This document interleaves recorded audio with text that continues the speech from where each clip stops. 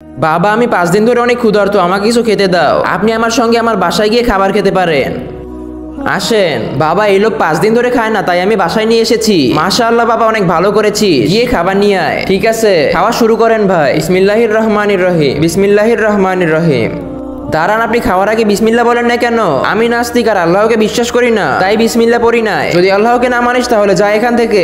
এরপরে কি হয়েছিল সেটা দেখার আগে তুমি যদি টাকার থেকে তোমার মাকে বেশি দামি মনে করে থাকো তাহলে এখনই ভিডিওতে লাইক করে দাও এবং চ্যানেলটি সাবস্ক্রাইব করে দাও। আপনারা আমাকে এত ভালো করে বাসায় ডেকে এনেছেন আর এখন সে আমাকে তাড়িয়ে দিচ্ছে।